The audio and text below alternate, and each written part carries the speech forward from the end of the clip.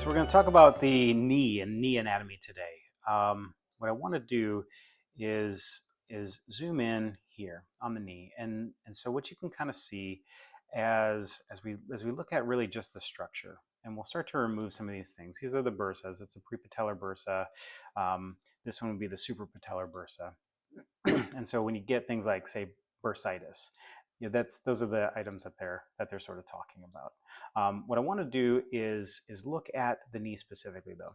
So as we look at the knee, we have a couple, three different bones that we're really talking about. It's a hinge type joint where the femur and the tibia bend on one another in sort of a hinge. But this patella, so your kneecap, what it does is it serves as a connecting point for your quadriceps muscle, so it doesn't sort of fray around the corners as the hinge joint is bending. So as we take it off of there, what we want to see is looking straight down on the kneecap. What we can see is sort of, we'll zoom in there.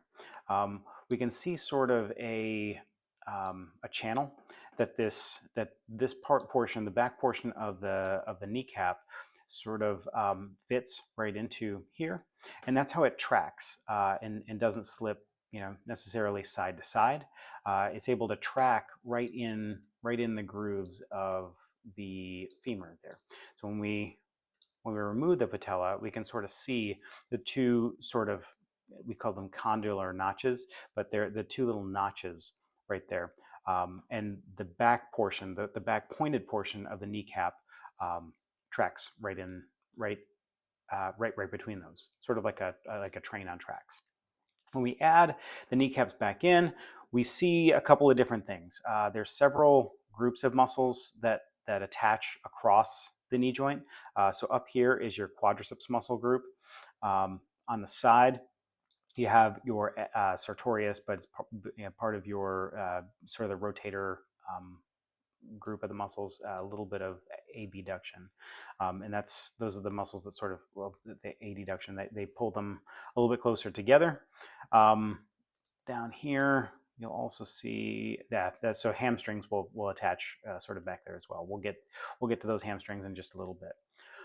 On the outside, you sort of see sort of the stability from the IT band, and then in the back, where we don't pay as much attention as we often should, we have the lateral portion of the biceps, the medial portion of the biceps, and then we have the calf. So that's sort of calf musculature. So we have the big calf muscle, the gastrocs, and then we have the small calf muscle underneath.